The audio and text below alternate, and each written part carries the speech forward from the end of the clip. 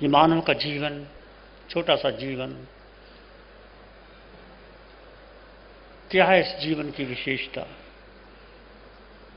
शरीर सुंदर है, केश नख सुंदर है, चेहरा सुंदर है, तो सभी को व्यक्ति प्यारा लगता है। जिसके पास धन है, पद है, यश है, प्रतिष्ठा है, लोग उसको नमन करते हैं, नमस्कार करते हैं, आगे बिठाते हैं, उससे बातचीत करना पसंद करते हैं।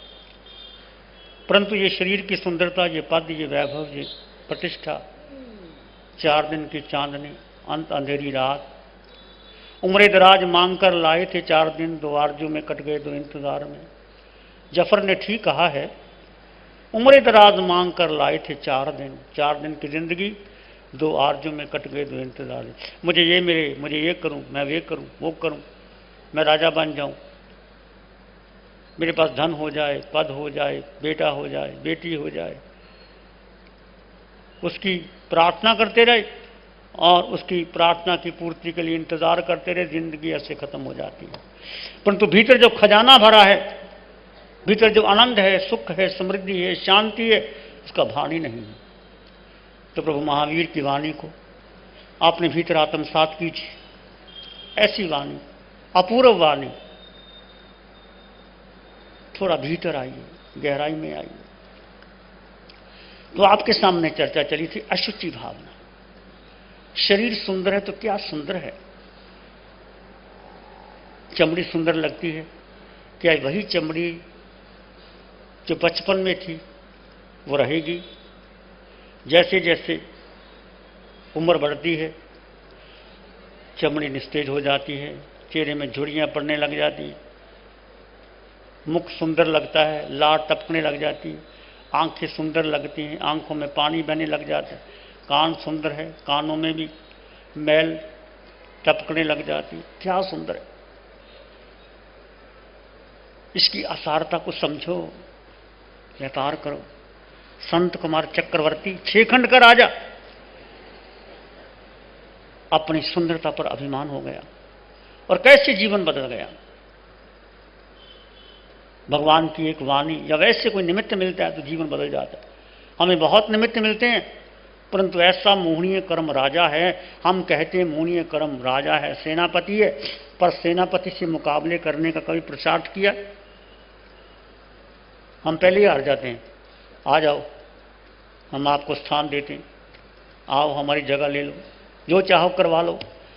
जो मोह सेनापति कहता है हम वैसे वैसे हो जाते हैं। तो इस संसार में सुंदर क्या है? आत्मा ही सुंदर है। आत्मा ही माता, आत्मा ही पिता, आत्मा ही पुत्र, बंधु मित्र, वैसे नहीं है। आत्मा के सिवाय सब दूसरे हैं। आत्मा ही माता, आत्मा ही पिता, आत्मा ही बंधु, आत्मा ही पुत्र, आत्मा ही मित्र, आत्मा ही स्नेही है, बाकी सब दूसरे हैं। क्या समझ में आया? अप्पानं शरणं गच्छामि, केवल स्वयं में भीतर आ जाओ, सब मिल जाएगा। माता पिता बहन भाई जिसको हम बहुत चाहते हैं वो कुछ नहीं, अपने आप भीतर मिल जाएगा। आत्मा के लिए विषय कषाय कुपथ्य भोजन है। विषय कषाय, इंद्रियों के 5 विषय, 4 कषाय, क्रोध मान माया लोभ, राग द्वेष और इंद्रियों के विषय। ये क्या है? आत्मा के लिए ये कुपथ्य भोजन है। हम निरंतर आंखों से सुंदर नाटक देखना चाहते हैं, वस्तु देखना चाहते हैं, व्यक्ति को देखना चाहते हैं। आंखों कान से सुंदर संगीत सुनना चाहते हैं, नासिका सुगंध चाहती है, जिह्वा रस चाहती है, शरीर मखमल जैसे कपड़े पहनने चाहता है। सार क्या मिला? भोग भोगते भोगते भोगते मिला क्या? जैसे मुर्दे को पक्षी नोचते नोचते, कभी देखा सड़क पर, कभी बिल्ली, कभी कुत्ता, कभी मर जाते हैं तो कौवे आके उसको चोंच मार मार के वो सारे मांस मूछ लेते हैं, खा लेते हैं। अज्ञानी मुर्दे की विषय कषाय रूपी पक्षी नोच नोच कर खा जाते हैं। जो अज्ञानी लोग हैं, मुर्दे के विषय कषाय रूपी पिशाच को ऐसे व्यक्ति चला जाता है। इसलिए परिग्रह और महत्वाकांक्षा की वृद्धि होने से आरंभ विषय कषाय पाप की वृद्धि होती। ये पाप की वृद्धि आरंभ विषय कषाय पांच इंद्रियों के विषय क्यों बढ़ते हैं? एक तो महत्वाकांक्षा कि मुझे ये मिले, ये मिले, ये मिले। जब तक आपके जीवन में पाने की इच्छा है, महत्वाकांक्षा है और परिग्रह में सब आ गया, शरीर की आसक्ति, परिवार, धन दौलत, पद प्रतिष्ठा, जो भी तुम्हें all the paraphernalia of the world what you have attained in your life, that is परिग्रह। परिग्रह और महत्वाकांक्षा की वृद्धि होने से आरंभ विषय कषाय और पाप की वृद्धि होती। पाप बढ़ता है परिग्रह बढ़ने से, महत्वाकांक्षा से पाप बढ़ता है। इसलिए आरंभ विषय कषाय परिग्रह का जहाँ तक हो सके कम करो, त्याग करो, ज्ञानियों के वचन सुनो, स्वाध्याय करो, महावीर की वाणी का एक सूत्र जीवन में अपनाओ, थोड़ा थोड़ा अपनाओ, जीवन बदल जाएगा। समस्त कषाय का नाश। शुद्ध भाव क्या है? आत्मा का शुद्ध भाव, शुभ अशुभ, शुभ और शुद्ध, विषय कषाय का नाश, सारे कषाय का नाश हो जाना ही आत्मा का शुभ भाव है। तो हमें निरंतर निरंतर देखते रहना चाहिए, क्या मेरे कषाय भाव, इंद्रियों के विषय, महत्वाकांक्षा, परिग्रह बढ़ रहा है या कम हो रहा है? उम्र बढ़ रही है, बूढ़े होने जा रहे, महत्वाकांक्षा और बढ़ रही है, सोचते नहीं मरना, हम टारगेट रखते 100 साल तो जी लेंगे, क्योंकि एक व्यक्ति जिया है 100 साल, 90 तो जी लेंगे, 85 तो जी लेंगे, 85 से कम मरने की किसी की इच्छा होती है? काल का क्या भरोसा, कभी भी आ सकता है। ये महत्वाकांक्षा जीने की, जी लेंगे, अभी जल्दी क्या है, ये महत्वाकांक्षा जीने की, ये व्यक्ति को दुख देती है। जैसे बिल्ली चूहे खाने में पाप नहीं मानती। बिल्ली देखो रात भर, कभी आपकी नींद खुल जाए, बिल्ली रात भर एक चूहे की तलाश में जागती रहती, छुप करके ध्यान करके बैठी रहती, चूहा आता है पकड़ लेती, वो पाप नहीं समझती। और वही अपने बच्चे को पकड़ती है, वो कैसे पकड़ती? वही दांत है, वही मुंह है, वही जिब्बा है, चूहे को पकड़ती है तो कैसे पकड़ती है? अपने बच्चे को पकड़ती है तो कैसे पकड़ती है? वो है कषाय का भाव, खाने का भाव। बिल्ली चूहे को खाने में पाप नहीं मानती, उसी प्रकार अज्ञानी लोग आरंभ परिग्रह विषय कषाय में पाप मानते नहीं। देखो आज बड़े से बड़े व्यक्ति को देखो,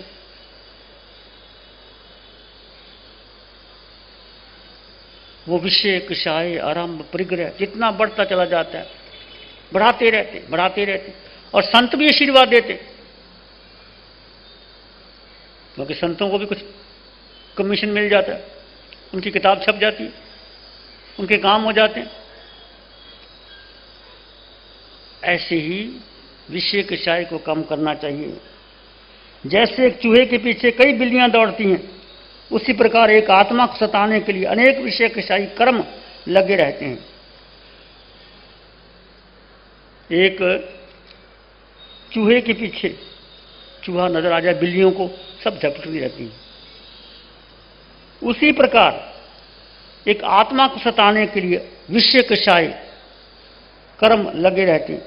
संयमी व ज्ञानी अपनी रक्षा कर सकते हैं।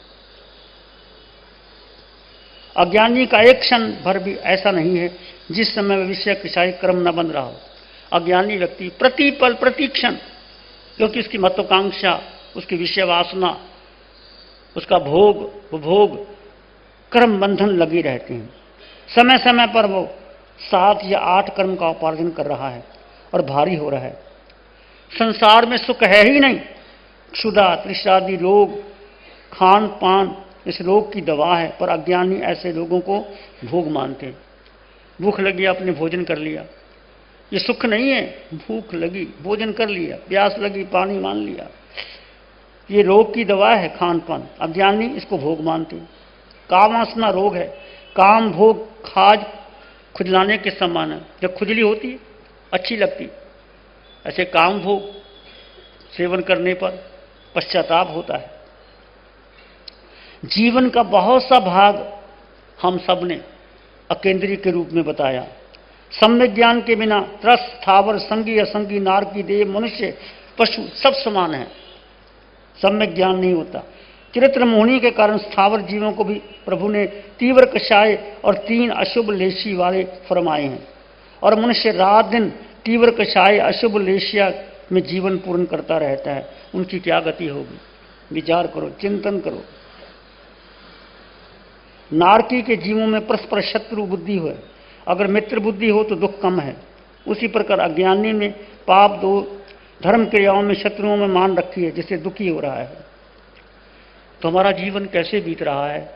विचार करें। यदि आरंभ, परिग्रह, कुशाय, अशुभ योग बढ़ रहे हैं तो समझो हम अज्ञानी हैं और कर्मों के बंधन से भारी भारी हो रहे हैं। इस दुर्गंध में शरीर में चैतन्य भगवान, चेतना का वास है दुर्गंध में इस देह में। शुद्ध आत्मा का वास है इस मलिन कारागृह में। इस देह के संयोग में जो वस्तु पल भर आएगी, मलिन मल मूत्र में दुर्गंध हो जाएगी। इस शरीर रूपी कुछ भी स्पर्श होता है शरीर के साथ दुर्गंधमय हो जाता है। ये शरीर ऐसा है। देह मैली कुचैली में शुद्ध आत्मा का वास है, परंतु हमें शुद्ध आत्मा की प्रीति नहीं, रुचि नहीं। इसलिए प्रीति रुचि किसमें रखना है? शरीर को भोजन दो, शरीर को विश्राम दो, शरीर को वस्त्र जरूरी है तो पहनाओ, पर रुचि किसमें रखनी है? मैं आत्मा, सुख भीतर, शांति भीतर, आनंद भीतर। घर में झगड़ा हो जाए तो क्या करना? मौन करके, शांत होकर के आत्मा का ध्यान करना, सब ठीक हो जाएगा। अपने आप गलती का एहसास हो जाएगा। और बार बार झगड़ा करोगे, क्रोध करोगे, मोह करोगे और कर्मों का बंधन होता चला जाता है। किंतु रे इस देह में निर्मल जो आत्मा, किंतु रे इस देह में निर्मल जो आत्मा, वैज्ञेय श्रद्धेय बसधेय भी वह आत्मा। वैज्ञेय श्रद्धेय बसधेय भी वह आत्मा। उस आत्मा की साधना ही भावना का सार है। उस आत्मा की साधना ही भावना का सार है। ध्रुव धाम की आराधना आराधना का सार है। आश्चर्य है, इस मलिन देह में रहता हुआ आत्मदेव सदा निर्मल रहता है। कभी दुर्गंध या कोई खरोंच आ ही नहीं सकती। ऐसा आश्चर्य है। इस मलिन देह में जो भी आप भोजन करो, वस्त्र पहनो, हीरे जवाहरात पहनो, कुछ भी करो, सब मैला गंदा हो जाएगा। परंतु इस देह में अंतर में जो आत्म तत्व रहता है वो भिन्न है, देह से बिल्कुल भिन्न है। देह के गुणधर्म, आत्मा के गुणधर्म अलग अलग हैं, कभी आपस में कनेक्ट नहीं होते, ज्वाइंट नहीं होते, वो बिल्कुल शुद्ध ही रहता है। इसलिए ध्यान किसका करना, विचार किसका करना? आत्मा का। और आत्मा तुम्हारे पास है। कहीं मंदिर जाने की जरूरत नहीं, मस्जिद जाने की जरूरत नहीं, गुरुद्वारे में जाने की जरूरत नहीं, हनुमान के मंदिर में जाने की जरूरत नहीं, किसी वैष्णो देवी में जाने की जरूरत नहीं। और लोग कहाँ कहाँ जाते हैं कि वहाँ जा कर के भीतर जाओ, भीतर देखो। तो यह निर्मल आत्मा ही परम गेह है, परम शुद्ध तत्व आत्मा है। यही श्रद्धेय है, यही गेय है, यही वंदनीय, यही पूजनीय। तो पूजा किसकी करना है? स्वयं आत्मा, भीतर गहरे गहरे डूबो, भीतर जाओ, भीतर। अशुचि भावना का सार यही है कि हम ध्रुव धाम की आराधना करें। और वो किसने किया? संत कुमार चक्रवर्ती। अयोध्या नगरी में संत कुमार चक्रवर्ती 6 खंड के राजा राज्य करते थे। प्रजा सुखी थी, राज्य वैभव चल रहा था। उनका रूप बहुत सुंदर था, ऐसा सुंदर रूप था कि सुधर्मा सभा में इंद्र ने भी संत कुमार चक्रवर्ती के रूप की, लावण्य की प्रशंसा की। ऐसा चक्रवर्ती, ऐसा रूप, ऐसा लावण्य। जब प्रशंसा इंद्र ने की तो 2 देवों को ये बात पसंद नहीं आई। ये कहते हाड़ मांस रक्त का शरीर सुंदर कैसे हो सकता है? देवताओं से भी अधिक सुंदर कैसे हो सकता है? तो उन्होंने कहा नहीं, परीक्षा लेनी चाहिए, देखना चाहिए। तो 2 देव ब्राह्मण का रूप बना करके संत कुमार चक्रवर्ती के अंतःपुर में आ गए, जहां वो संत कुमार चक्रवर्ती ने अपने कपड़े बदल दिए, स्नान करने के लिए तैयारी कर रहा है। मात्र एक अंगोछा पहना हुआ है, बटन लग रहे हैं, चंदन घिस रहा है, सुगंधियां छिड़की जा रही हैं। वो बैठा है, अभी स्नान किया नहीं, स्नान करने के लिए जा रहा है। उधर से संदेश आया कि 2 ब्राह्मण आपको रूप को देखना चाहते हैं। चक्रवर्ती ने कहा बुला दो। जैसे 2 ब्राह्मण आए तो देव थे। अवधि ज्ञान में देखा, रूप देखते ही आश्चर्य से अहो रूपम, अहो रूपम, ऐसा सुंदर रूप सिर हिलाया, प्रशंसा की। तो चक्रवर्ती ने कहा क्या बात है ब्राह्मणों, क्या बात है? बस कहते आपकी रूप की चर्चा सब जगह थी, हमने सोचा कि आपका रूप सुंदर है तो चलो देखना चाहिए। देख करके लगा कि आपका रूप, आपकी काया अमृतुल्य है। ऐसा लवण्य, ऐसा सुंदरता, ऐसा शरीर की जो बनावट है हमने देखी नहीं। आप देवताओं को भी ऊपर चले गए। चक्रवर्ती को अहंकार आ गया। अब देखो, जहां अहंकार वहां पतन व्यक्ति का। 8 मद बताए हैं, ज्ञान मद, तप मद, रूप मद, लाभ मद, ऐश्वर्य मद। 8 मद। जिस व्यक्ति यदि रूप का मद करता है, अहंकार करता है, तो अगले रूप नहीं मिलता। ऐश्वर्य का, तप का, दान का, तो मद का मतलब नशा। जैसे कोई अफीम खा लेते तो नशा आ जाता है, वैसे नशा आ जाता है। उसने कहा ब्राह्मणों, ये रूप तो कुछ भी नहीं, ये तो मैं अभी स्नान ही नहीं किया, ऐसे बैठा हूं। तुम वहां राज दरबार में आना, जब मैं स्नान करने के बाद, वस्त्र भूषण पहनने के बाद, सज्जित होने के बाद, मुकुट लगाने के बाद, महाराजा बनने के बाद मैं सिंहासन पर बैठूंगा, उस समय मेरा रूप देखना। ये तो कुछ भी नहीं। ब्राह्मण ने कहा ठीक है, चलो फिर हम राज दरबार में आएंगे। चले गए। अब चक्रवर्ती ने हर तरह से अपने शरीर को सजाया, उबटन, स्नान, सुगंधित पदार्थों से अमूल्य वस्त्र पहने। चक्रवर्ती को क्या कमी है? बढ़िया से बढ़िया कपड़े, आभूषण, हीरे जवाहरात, मुकुटबंद, मोर सब लगाया। हीरे जवाहरात लगा करके वो राज दरबार में सिंहासन पर बैठे। उधर से संदेश आया कि 2 ब्राह्मण आपके रूप को देखना चाहते हैं, बुलाओ उनको। ब्राह्मण सामने आ गए। चक्रवर्ती बैठा है दरबार में, मंत्री सब बैठे। ब्राह्मणों ने कहा, सिर हिला दिया, वो नहीं रहा। चक्रवर्ती ने कहा ये क्या हो गया, क्या बात हो गई? बस वही रूप था, उन्होंने अवधि ज्ञान में देखा। ब्राह्मण का रूप बनाया था, देव थे, अवधि ज्ञान में देखा। देवता जान लेते हैं अवधि ज्ञान में। पहले क्या था, अब क्या, आगे होने वाला क्या है। राजन, ये काया सुंदर नहीं रही, ये काया में रोग पैदा हो गए। वो सुंदरता नहीं जो हमने वहां देखी थी तुम्हारे महलों के अंतःपुर में। तुम्हारी काया अमृत तुल्य थी, अब ये विष तुल्य हो गई है। चक्रवर्ती हैरान, ये विष तुल्य हो गई, कैसे हो गई?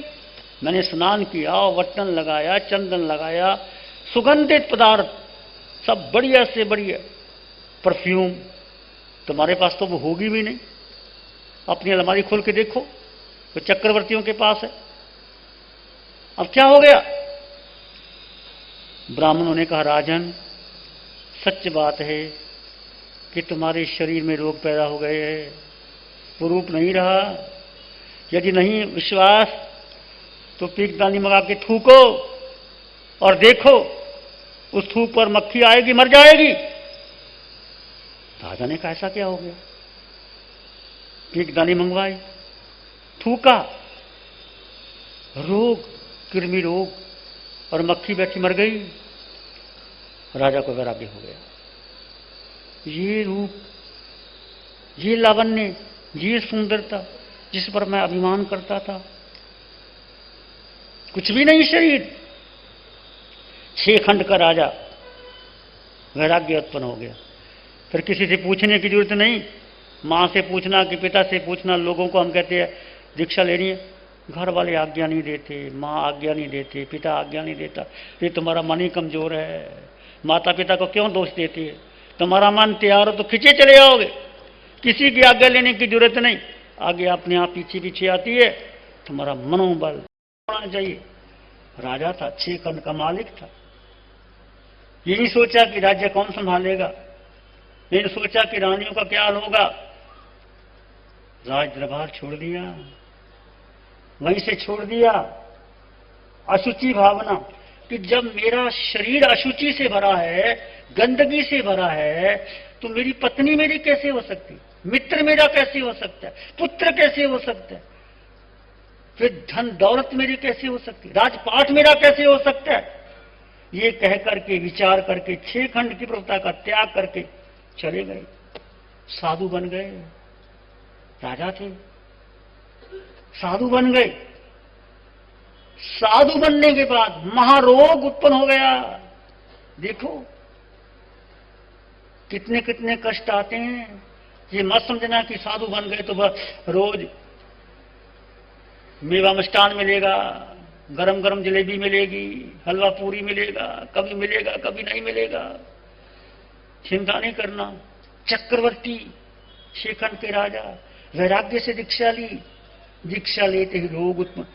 कर्म, जब पाप कर्म का उदय आता है, जब देव का पुण्य होता है तो देव नाटक करते हैं, मनोरंजन करते हैं, ऊंचे देवलोक में जाते हैं। जब वो पाप कर्म का उदय आता है, वही देव केंद्रीय में चले जाते हैं। ये पुण्य और पाप का खेल है। आज तुम्हारे पास धन है, पद है, प्रतिष्ठा है, घबराना मत, ये सदा रहने वाली नहीं है। कब आए धूप की छाया है, कुछ भी अपना नहीं है। क्यों अभिमान करे प्राणी, थोड़े दिन की है जिंदगानी। क्यों अभिमान करे प्राणी, थोड़े दिन की है जिंदगानी।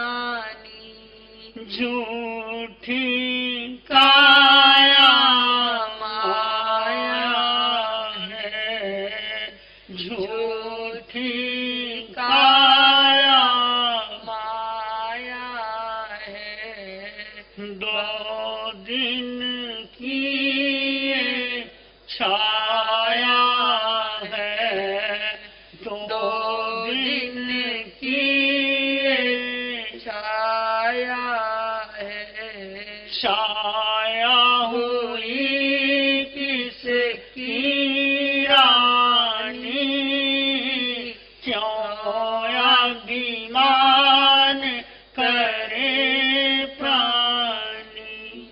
क्यों अभिमान करे प्राणी, थोड़े दिन की जिंदगानी।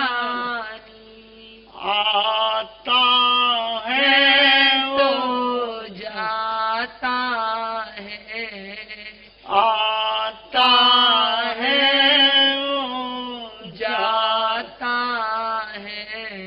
फूल खिले मुरझाता है, फूल खिले मुरझाता है।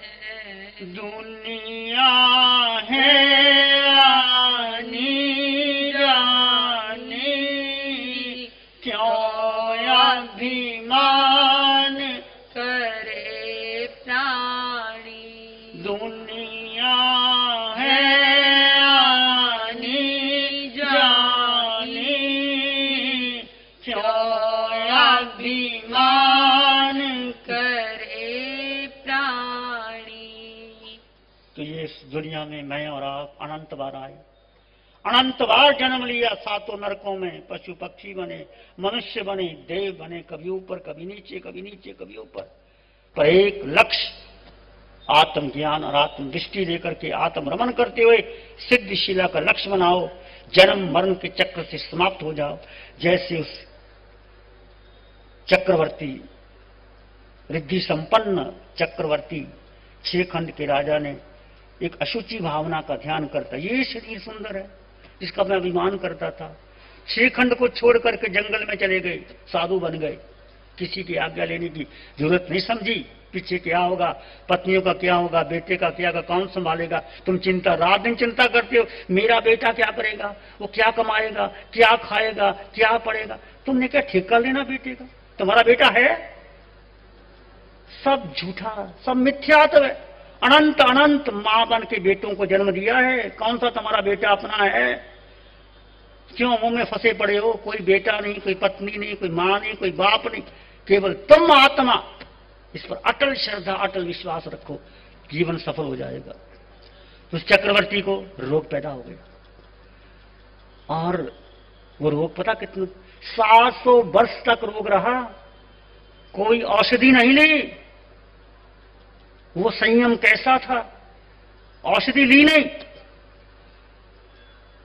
और देवों को पता लगा कि साधु बन गए, वो देव वैद्य का रूप बना के आते हैं।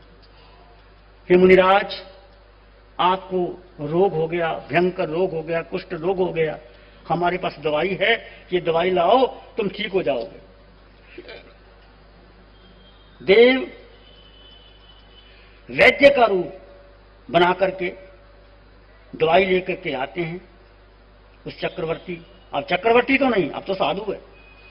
उसने कहा, वैद्य, मुझे इस रोग को ठीक नहीं करना, तुमने ठीक करना, मेरे कर्म रोग समाप्त कर दो, जो आत्मा पर लगे हैं वो समाप्त करो, तुम्हारी शक्ति है तो। ये रोग तो मैं अपने आप ठीक कर लूंगा, तुम्हारे में शक्ति है मेरे कर्म रोग को समाप्त करने की। वैद्य ने कहा, नहीं, वो तो नहीं कर सकते, ये तो मैं ठीक कर लूंगा। उन्होंने क्या किया, हाथ लिया, अपना ही थूक लिया और यहां लगाया, कंचन जैसी काया हो गई। उपचार उनके पास था, पर प्रयोग नहीं किया था कि मेरे ही कर्म मैंने काटने हैं, मैंने कर्म बोए हैं, मैंने बीज डाला है, मैंने ही उसको काटना है। दवा उनके पास थी। जब व्यक्ति इतना तपस्वी साधना हो जाता है, उसके मल मूत्र से, उसके लब से शक्तियां पैदा हो जाती हैं। कई बार आपने देखा होगा, जो महान तपस्वी है वो थूक दे तो लब्धि पैदा हो जाती है, रोग ठीक हो जाते हैं, मूत्र कर दें, ऐसी लब्धियां पैदा हो जाती हैं। वो ऐसी उनमें शक्ति थी। तो उस वैद्य को दिखाया कि ये रोग तो मैं ठीक कर सकता हूं, कर्म रोग ठीक कर मेरे करने हैं, तो जो कर्म आत्मा पर लगे हैं तो कर सकता है, कोई नहीं कर सकता। तो वैद्य ने कहा, ये तो मैं नहीं कर सकता, बस फिर इस करने की जरूरत नहीं, तो मेरे पास दवा है, मेरे पास। उन्होंने अपना हाथ लिया और मुंह पे लगाया, थूक लगाई और यहां ऐसे ऐसे किया, कंचन जैसी काया हो गई। रोग लगा, 700 वर्ष तक रोग रहा। कितनी समता थी, कितनी सहनशीलता थी। ये क्या था? ये भेद विज्ञान की साधना थी। जो आज आपको मिली है भेद विज्ञान की साधना, तो मामूली मत समझ लेना। ये बहुत गहरी साधना, इसका प्रयोग करो। दुख आए, सुख आए, हानि आए, लाभ आए, शत्रु आए, मित्र आए, रहे ना रहे, ये सब शरीर का संयोग है। तुम्हारा कोई लेन देन नहीं इससे। 700 वर्ष तक रोग रहा, रोग ठीक हो गया और अंत में सिद्ध बुद्ध और मुक्त हो गए। संत कुमार चक्रवर्ती, ये है भेद ज्ञान की साधना। शरीर को दुख आएंगे नहीं, क्या महावीर को दुख नहीं आए? सबको आते हैं। अपना अपना कर्म, जो कर्म तुमने डाला है, बीज वृक्ष बनेगा, निश्चित बनेगा। और समता से सहन कर लोगे और आत्मदृष्टि और आत्मज्ञान लेकर के ये दुख आया है, शरीर को आया, मुझको नहीं आया। कोई मुझे दुख नहीं दे सकता, कोई मुझे सुख नहीं दे सकता। वो संत कुमार चक्रवर्ती का इतना पुण्य था, 6 खंड का राज्य मिल गया। और पाप का उदय आया, रोग पैदा हो गए। उस पाप की वजह से वैराग्य आया, वैराग्य आके दीक्षा ले ली। दीक्षा लेने के बाद भी वो महारोग, कुष्ठ रोग 700 वर्ष तक रहा, इलाज नहीं करवाया। उस समय कोई साधु इलाज नहीं करवाते थे। आजकल तो भाई हमारे में सहनशीलता भी नहीं, इतना हमारी शक्ति भी नहीं, तो हम तो सब कुछ कर लेते। वो संयम, उच्च कोटि का संयम, हम तो इतना भी नहीं कर सकते। सच्ची बात कहता हूं, बोलना आसान है, मैं सबसे बात कहता हूं, उपदेश देना बड़ा आसान है और पालन करना बड़ा कठिन है। बस जीवन से सीखो। ये भेद ज्ञान की साधना जो तुम्हें मिली है, एक शिविर रह गया लास्ट चतुर्मास का, जिन्होंने नहीं किया एक बार अनुभूति करके देख ले जीवन के अंदर, फिर पता नहीं मौका मिलेगा कि नहीं मिलेगा। शरीर और आत्मा की भिन्नता, शरीर अलग है और आत्मा अलग है, शरीर के गुणधर्म अलग है, आत्मा के गुणधर्म अलग है, कोई एक में हो ही नहीं सकता। लोहे को अग्नि में डाल दो, लोहा अग्निमय हो जाता है, पर लोहे के परमाणु अलग है, अग्नि के अलग अलग अलग रहते हैं। दूध और पानी को एक कर दो, पानी अलग और दूध अलग। राजहंस की चूंच डालो, अलग हो जाता है। ऐसे शरीर अलग है और आत्मा अलग है।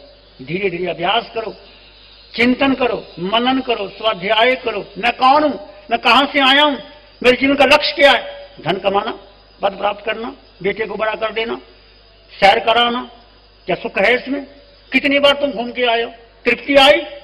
मैं तो एक ही बार गया था अमेरिका में, मुझे एक शौक था, अमेरिका देखा, अब मन ही नहीं करता कहीं जाने का।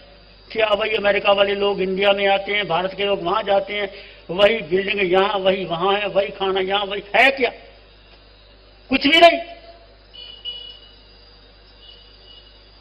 जीवन को सत्य में जीवन बनाओ, आत्मा का पोषण करो, आत्मा में रमन करो, आत्मा की जिज्ञासा पैदा करो। मैं कौन हूं?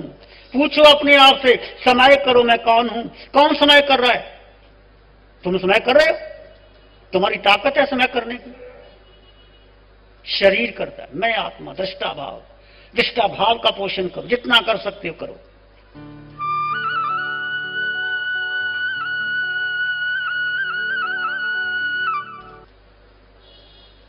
ध्यान करेंगे, आंखें बंद, मन वचन काया शांत, शरीर शांत, विचार शांत, सृष्टि शांत, वातावरण शांत, हर दिशा हर किनारा शांत। मैं आत्मा, केवल आत्मा, सिर के सिरे से पांव के मुट्ठी तक तुम शुद्ध आत्मा हो,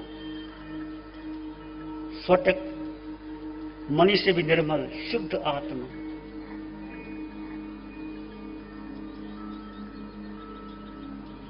ये विचार, ये संस्कार, ये बुद्धि, ये मन, ये शरीर के विषय, आत्मा का कोई संबंध नहीं इससे। आत्मा मात्र दृष्टा भाव, जानो और देखो, कोई प्रतिक्रिया ना करो। प्रतिक्रिया करना आत्मा का धर्म नहीं। शरीर प्रतिक्रिया करता है, बुद्धि, मन, वचन, काया। मैं आत्मा, स्वयं में संपन्न परिपूर्ण आत्मा।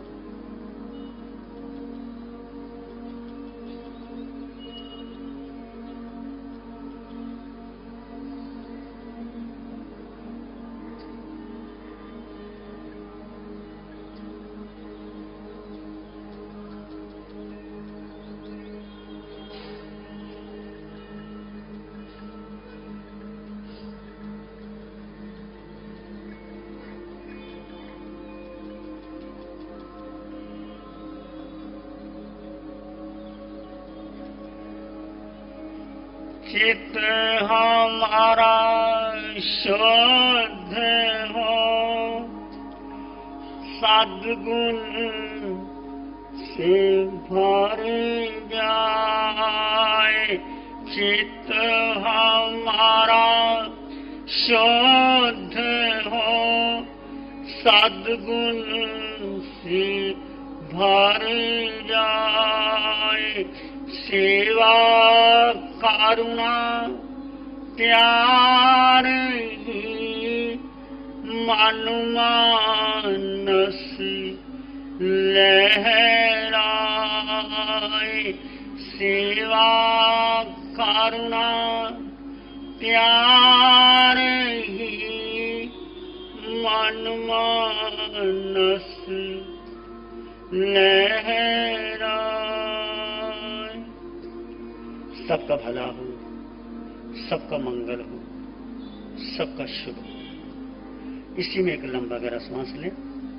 अरिहंत परमात्मा के चरणों में अनंत कृतज्ञता ज्ञापित करें। एक और लंबा गहरा श्वास। अरिहंत परमात्मा के चरणों में नमन वंदन प्रार्थना कृतज्ञता के बाद दोनों हाथों को आंखों पे ले जाएं। हल्का सा स्पर्श, धीरे से आंखें खोल सकते हैं। श्री चत्तारी मंगलम, अरहंता मंगलम, सिद्धा मंगलम, साहू मंगलम, केवली पणत्तो धम्मो मंगलम। चत्तारी लोग उत्तम, अरहंता लोग उत्तम, सिद्धा लोग उत्तम, साहू लोग उत्तम, केवली पाणत्तो धम्मो लोग उत्तम। चत्तारी शरणां भवज, अरहन्ते शरणां भजामि, सिद्धे शरणां भवज, साहू शरणां भवज, केवली प्रणतं धम्मं शरणं। चारे शरण दुख हरण जगत में, और शरण कोई होगा जो भव्य प्राणी करे आराधन, उसका अजर अमर पद हो, उसका सदा